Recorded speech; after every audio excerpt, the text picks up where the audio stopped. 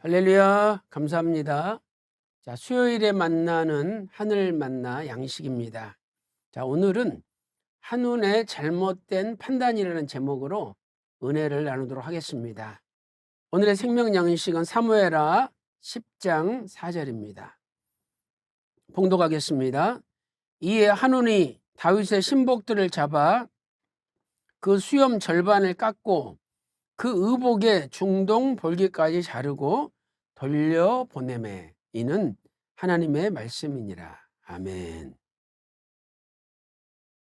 자, 암몬 나라의 왕 나하스가 죽고 그의 아들 한운이 대신하여 암몬의 왕이 되었습니다.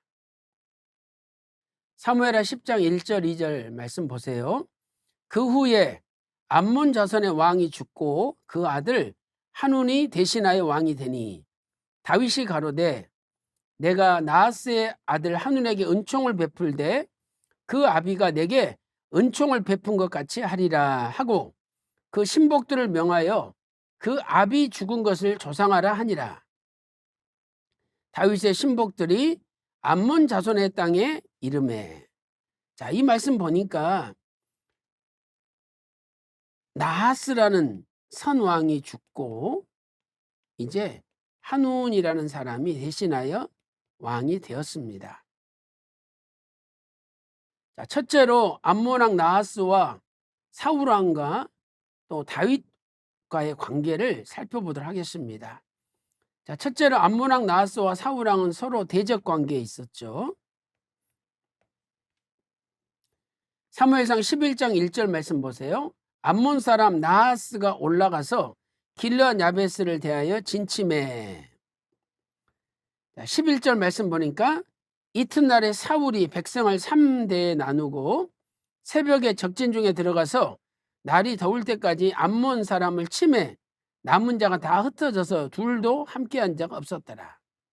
이렇게 암몬 왕 나하스와 사울 왕은 서로 전쟁터에서 싸운 대적 관계였습니다. 그러므로 사울 왕이 죽은 다음에 암몬 왕 나하스는 다윗과 사울이 서로 대적했기 때문에 암몬 왕 나하스는 다윗과 화친 관계에 있었던 거죠. 그래서 나하스는 사울 왕과는 대적 관계, 다윗과는 화친 관계에 있었습니다. 그래서 다윗은 나하스가 죽고 그 아들 한운이 대신해서 왕이 되니까 이제 화친 관계에 있었던 그 나하스를 생각해서 조문객을 보냈던 것이죠. 사무엘하 10장 1절 2절에 자, 2절 말씀 보세요. 다윗이 가로되 내가 나하스의 아들 한운에게 은총을 베풀되 그 아비가 내게 은총을 베푼 것 같이 하리라. 자, 이 말씀 볼 때 나하스가 다윗과 화친을 맺고 다윗에게도 은총을 베풀었다는 것을 알 수 있는 겁니다. 큰 두 번째, 다윗의 조문단 파견과 한운의 조치를 살펴보도록 하겠습니다. 첫째로 다윗은 선왕 나하스의 죽음을 애도하기 위하여 조문객을 한운에게 보냈습니다. 자, 사무엘하 10장 2절 3절 말씀 보세요. 그 신복들을, 다윗의 신복들이죠. 그 신복들을 명하여 그 아비, 한운의 아비 나하스죠. 그래서 그 아비 죽은 것을 조상하라 하니라. 다윗의 신복들이 암몬 자손의 땅에 이르매. 3절 암몬 자손의 방백들이 그 주 한운에게 고하되 왕은 다윗이 조객을 보낸 것이. 그래서 다윗은 조문객을 암몬에게 보냈던 것입니다. 그런데 암몬의 새로운 왕 한운은 조문하러 온 다윗의 신복들에게 아주 모욕적인 조치를 하였습니다. 아니, 자기 아버지가 죽어서 조문하러 먼 나라에서 온 사신들인데 얼마나 감사합니까? 극진하게 대접해야죠. 그런데 아주 모욕적인 조치를 했습니다. 수염 절반을 잘라버리고 그리고 또 옷을 엉덩이가 드러나도록 중동 볼기까지 잘라버렸던 것이죠. 자, 사무엘하 10장 4절 말씀 보세요. 이에 한운이 다윗의 신복들을 잡아 그 수염 절반을 깎고 그 의복의 중동 볼기까지 자르고 돌려보내매라고 말씀하고 있습니다. 첫째로 다윗의 신복들의 수염 절반을 깎았습니다. 자, 이것은 이렇게 수염이 나 있으면 이 수염 이렇게 절반을 깎았다 이런 뜻이 아니라 수염이 있다면은 요 한쪽만 다 없애버린 거죠. 그러니까 얼마나 꼴불견입니까? 그래서 이것은 수염의 한쪽만을 자름으로 보기 흉하게 만든 것으로 최고의 수치와 모욕을 준 것입니다. 이사야 7장 20절 말씀 보세요. 그날에는 주께서 하수 저편에서 세내온 삭도 곧 아수르 왕으로 네 백성의 머리털과 발털을 미실 것이요 수염도 깎으시리라. 이것은 정복당하는 수치를 나타내는 것입니다. 또한 의복을 중동 볼기까지 잘랐습니다. 이 볼기는 엉덩이 중앙부를 가리킵니다. 그러므로 한운 왕은 다윗의 신복들의 엉덩이가 드러나도록 옷을 잘라버렸습니다. 얼마나 꼴불견이고 창피스러운 일입니까? 이사야 20장 4절에도 이런 말씀이 있습니다. 벗은 발로 볼기까지 드러내어 애굽의 수치를 베이리니.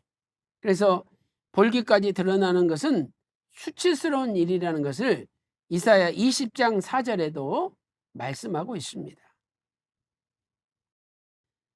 그런데 한운이 이렇게 다윗의 신하들에게 조문객들에게 모욕적인 조치를 한 것은 자기 신하들의 말만 들었기 때문이죠. 자, 사무엘하 10장 3절 보세요. 암몬 자손의 방백들이 그 주 한운에게 고하되 왕은 다윗이 조객을 보낸 것이 왕의 부친을 공경함인 줄로 여기시나이까. 다윗이 그 신복을 보내어 이 성을 엿보고 탐지하여 함락시키고자 함이 아니니까. 아니 진짜 선한 마음으로 조문하러 왔는데 그 사람들을 정탐꾼으로 몰았던 것이죠. 왕이 이렇게 신하들의 말만 듣고 엄청난 일을 저지른 겁니다. 자, 큰 세 번째, 이러한 일을 보고 들은 다윗의 조치는 무엇입니까? 다윗은 조문객으로 간 신복들이 여리고에서 수염이 자라면 돌아오도록 조처했습니다. 사무엘하 10장 5절 말씀 보세요. 혹이 이 일을 다윗에게 고하니라. 그 사람들이 크게 부끄러워함으로 왕이 저희를 맞으러 보내어 이르기를 너희는 수염이 자라기까지 여리고에서 머물다가 돌아오라 라고 명령하였습니다. 자, 다윗은 왜 이렇게 명령하였을까요? 첫째는 그 조문객으로 갔던 그 신하들이 너무 꼴불견이니까 수염이 다 자라서 이렇게 꼴불견 되지 않도록 시간을 준 거죠. 자, 왜 여리고에 머무르게 했을까요? 첫 번째는 여리고는 암몬에서 가까운 곳으로 다윗의 신복들의 수치를 최대한 많은 사람들에게 보이지 않기 위한 조처했던 것이죠. 그래서 수염이 자랄 때까지 여리고에 머물다가 돌아오라라고 사무엘하 10장 5절에 명령했던 것입니다. 자, 그러나 더 나아가서 이 여리고는 암몬에서 가까운 곳으로 암몬을 치기 위한 전략적인 장소가 여리고입니다. 그래서 이제 암몬을 공격하고 그 수치를 갚겠다는 다윗의 결연한 의지가 담겨 있는 조치였던 겁니다. 사무엘하 10장 6절 말씀 보세요. 암몬 자손이 자기가 다윗에게 미움이 된 줄 알고, 그러니까 다윗이 얼마나 분노했겠습니까? 어떻게 그럴 수가 있느냐? 내 이것들을 가만두지 않겠다. 분노했지 않겠습니까? 그리고 이 이야기가 암몬 사람들의 귀에까지 들어가게 된 거죠. 그래서 야, 진짜로 다윗이 쳐들어오겠구나 생각을 해서 암몬이 이제 벤르홉 아람 사람들, 그리고 소바의 아람 사람들, 그리고 마가 왕, 그리고 돕 사람과 연합을 해서 이들을 용병으로 돈을 주고 사가지고 전쟁을 대비하게 되는 것입니다. 자, 결론적으로 한눈에 잘못된 판단의 결과는 무엇인지를 살펴보도록 하겠습니다. 이 사건을 계기로 해서 암몬은 다윗에 의해서 나라 전체가 멸망을 당하고 말았습니다. 암몬은요, 자, 아람 사람들, 또 마가 사람들, 여러 용병들을 사가지고 다윗의 이스라엘 군사들하고 싸웠습니다.